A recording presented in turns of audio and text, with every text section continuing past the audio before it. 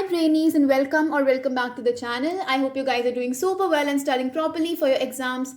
I am your Brainy mentor and today we'll be doing our sixth chapter of our book Flamingo and the name of the chapter is Poets and Pancakes.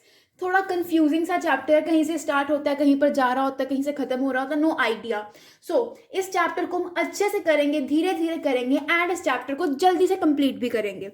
ठीक है. सो pancakes pancakes ना एक makeup brand का नाम है जो उस time पे बहुत ज़्यादा फेमस होता था जब ये बुक लिखी गई थी.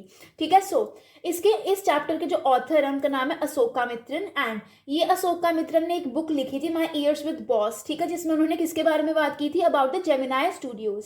ठीक है. सो जेमिनाई स्टूडियोज के बारे में बात की थी in the book my years with boss and ये उसी चैप्टर का एक्सर्प्ट है, उसी बुक का एक्सर्प्ट है. ठीक है. So let's start with this chapter. अब फर्स्ट पेज पे फर्स्ट पैराग्राफ में हम पढ़ेंगे about pancake and about Robert Clive. ठीक है. सो पैनकेक एक मेकअप ब्रांड था जो मैंने आपको बताया मेकअप मटेरियल था एंड ये जेमिनाई स्टूडियोज में बहुत ज़्यादा आता होता था. It was very famous makeup material. ठीक है. अब बोला गया कि जो ग्रेटा गार्बो थी, जो मिस गौहर थी और जो विजय जंती माला थी, ये एक्ट्रेसेस के नाम हैं. ठीक है. Greta Garbo, Miss Gauhar and Vyjayanthimala, उन्होंने इसको यूज किया होगा. बट जो रति अग्निहोत्री थी उन्होंने इसको यूज नहीं किया होगा, उन्होंने इसका नाम भी नहीं सुना होगा.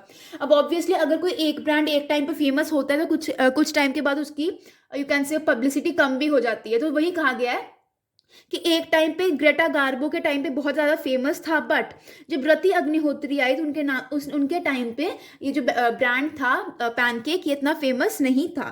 ठीक है. अब बोला गया कि जो जेमिनाई स्टूडियोज का मेकअप डिपार्टमेंट था ना वो कहाँ पर था?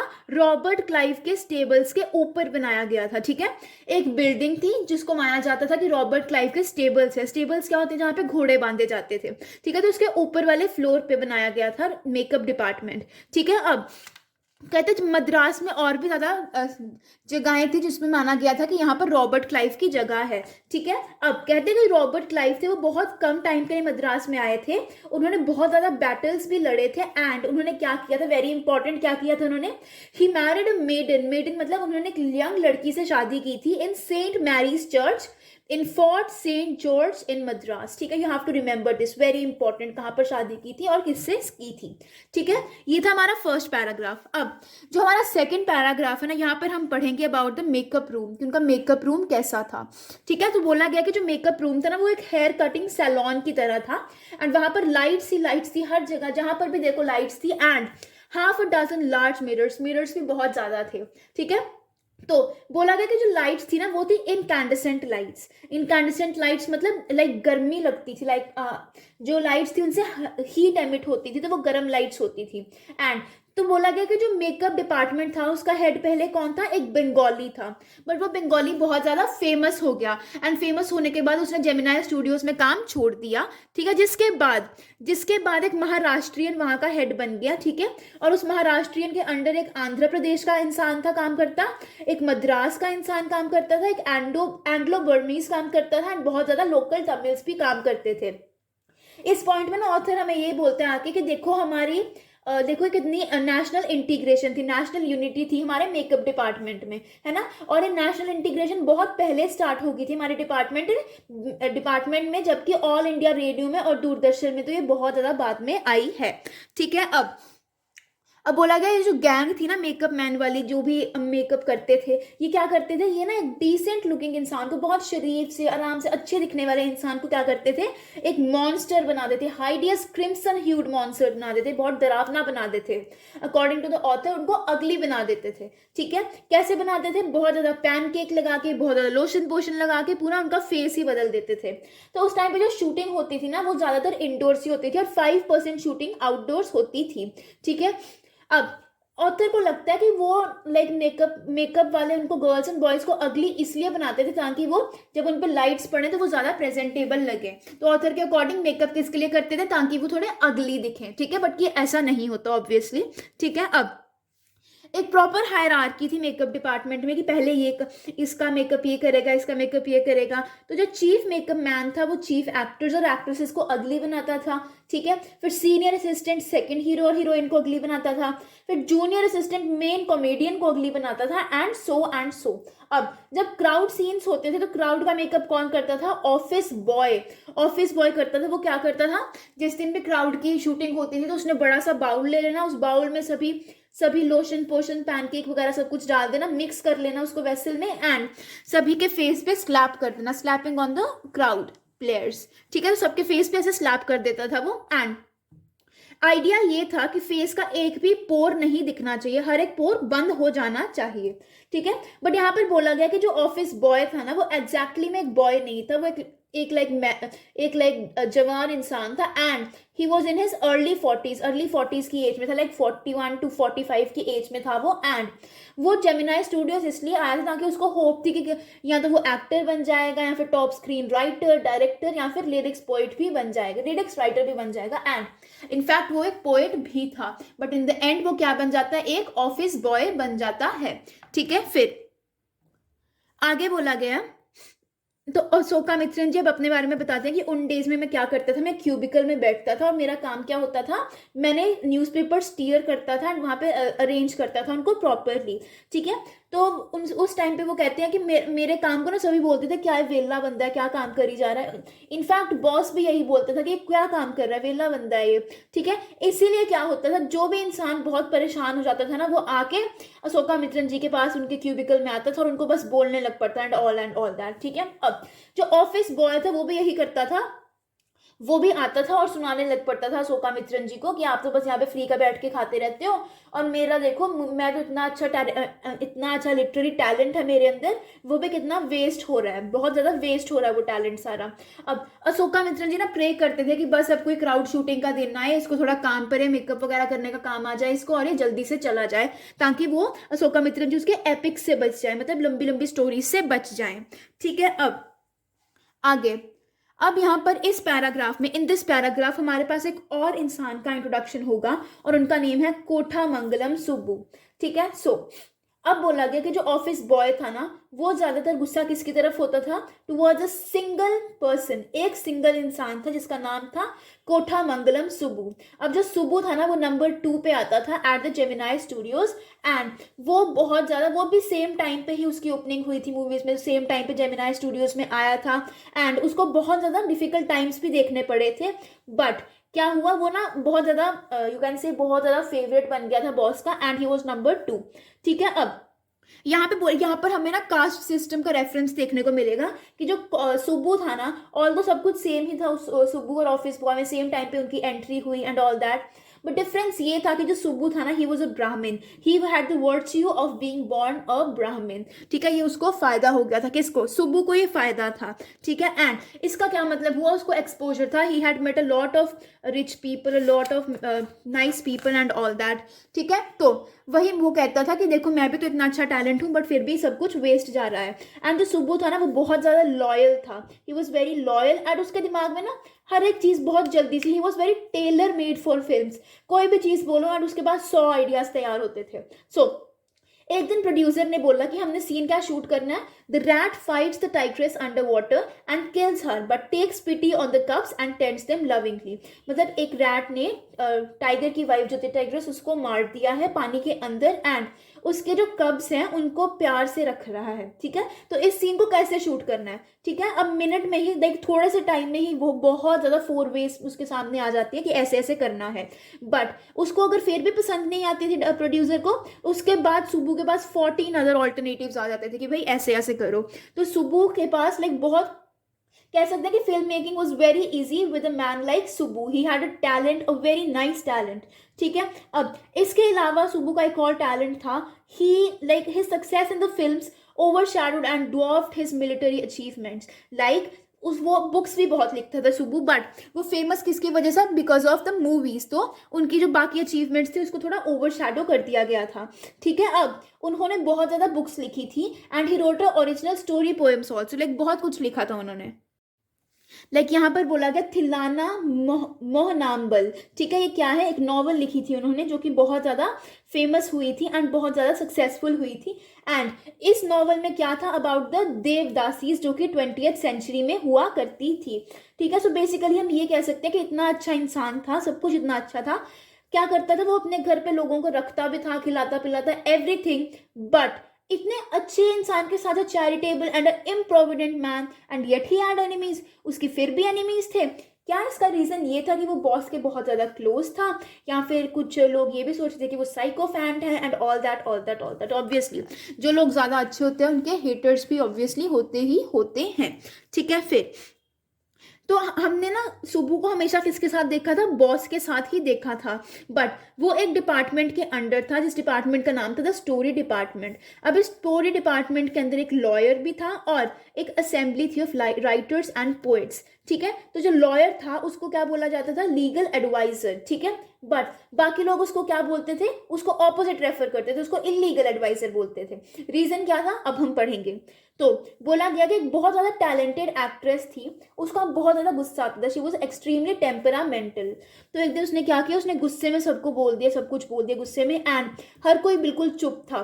बट लॉयर जी ने क्या किया, लॉयर जी ने अपना रिकॉर्डिंग इक्विपमेंट ऑन किया एंड वहां पर सब कुछ ही रिकॉर्ड कर लिया जो भी बोल रही थी। एंड जब एक्ट्रेस रुकी, एक्ट्रेस ने सांस ली, तो लॉयर ने बोला 1 मिनट प्लीज, एंड सारी रिकॉर्डिंग फिर से प्ले कर दी कि वो कैसे गुस्सा कर रही थी। अब इससे उस लेडी पे, उस एक्ट्रेस पे इतना इफेक्ट पड़ा, उसको इतना शेम फील हुआ कि उसके बाद से she left that day, and उसके बाद से उसने मूवीज में कभी पार्ट ही नहीं लिया। So that was the end of a brief and That was the end of a brief and a brilliant acting career. The legal advisor, who was also the member of the story department, had unwittingly brought about that sad end. उसने गलती से ही सही, but उसने एक अच्छा career खत्म कर दिया था, ठीक है। अब जो वो डिपार्टमेंट था, स्टोरी डिपार्टमेंट, वहाँ के लोग क्या पहनते थे, खादी धोती पहनते थे जो कि ओवरसाइज होती थी, फिर खादी शर्ट पहनते थे एंड एवरीथिंग। बट जो लीगल एडवाइजर था वो प्रॉपर पैंट्स टाई पहनता था एंड कोट भी पहनता था, सब बिल्कुल तैयार होके। एंड वो उसको उसको ये मानते थे कि ही वॉज अ न्यूट्रल मैन। वो गांधीइट्स और खादीइट्स के बीच में एक बिल्कुल न्यूट्रल मैन था, जो ना तो गांधी जी को सपोर्ट करता था और ना ही उनके अगेंस्ट में था। ही वॉज कम्प्लीटली न्यूट्रल, ठीक है। तो एक बार क्या हुआ, वो ना बॉस के बहुत क्लोज था, तो एक बार उसको बॉस ने बोला ठीक है, you can also produce a film, ठीक है। तो उसने फिल्म प्रोड्यूस की, बहुत ज़्यादा उसमें खर्चा आया, रॉ स्टॉक भी बहुत यूज़ हुआ, पैनकेक भी बहुत यूज़ हुआ, बट ज़्यादा पैसा नहीं मिला उस फिल्म से। एंड उसी दिन बॉस ने थोड़े टाइम के बाद डिसाइड किया कि वो स्टोरी डिपार्टमेंट को बंद कर देंगे। And this was perhaps the only instance in the human history where a lawyer lost his job because the poets were asked to go home. मतलब उस लॉयर को भी अब अपना काम छोड़ना पड़ा। क्लियर है।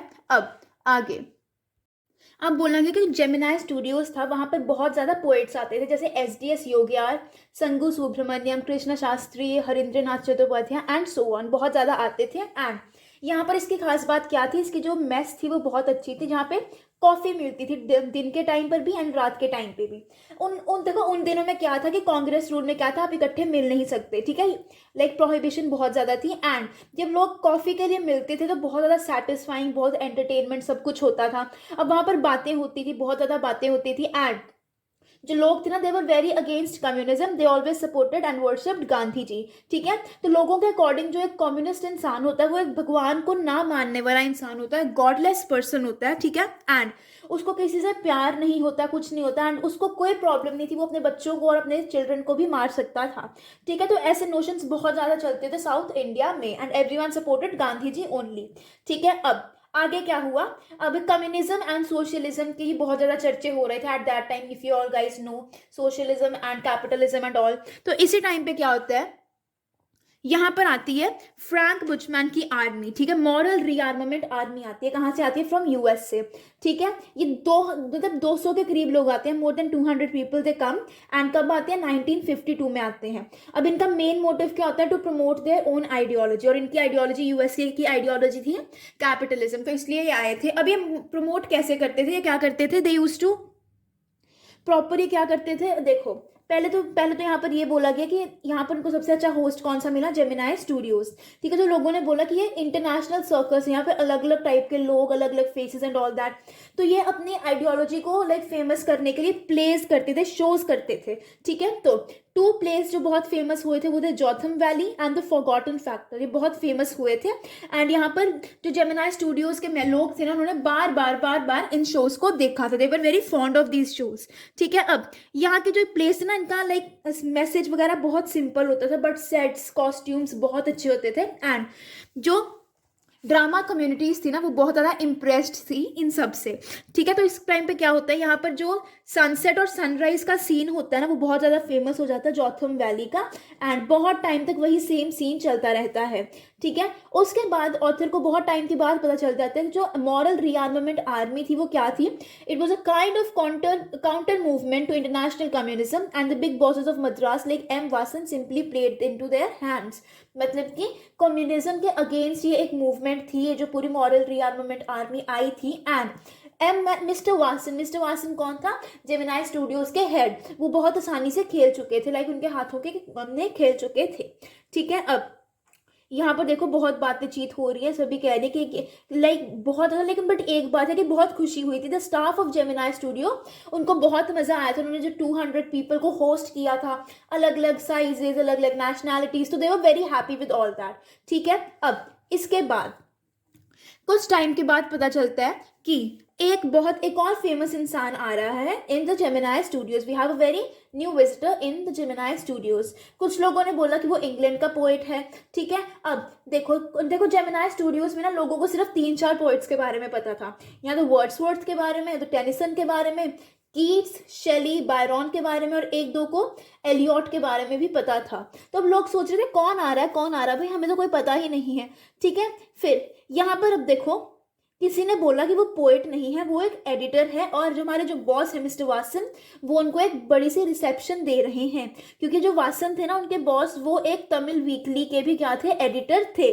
ठीक है, तो अब किसी को पता नहीं भाई कौन आ रहा है, कुछ मतलब किसी को कुछ नहीं पता, कोई कुछ बोल रहा है, कोई कुछ बोल रहा है। But at last around 4 in the afternoon, शाम को 4 बजे वो आता है, पोइट आता है या फिर एडिटर जो भी था वो आता है।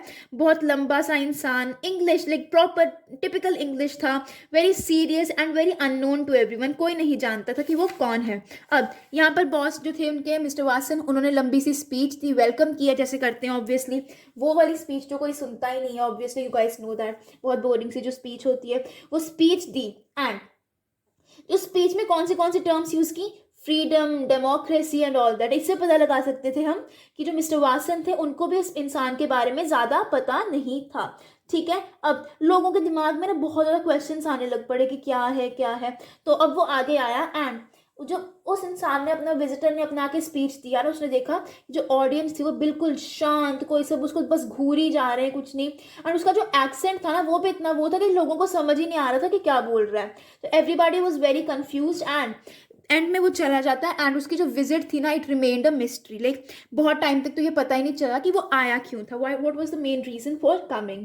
ठीक है, फिर इसके बाद क्या होता है, इसके बाद लाइक एक खबर आती है एक न्यूज़पेपर में, हिंदू न्यूज़पेपर में एक खबर आती है कि एक शॉर्ट स्टोरी कॉन्टेस्ट हो रहा है। और एक खबर कब आती है, जब ऑथर रिटायर हो चुका था, उसने सब जॉब छोड़ चुकी थी।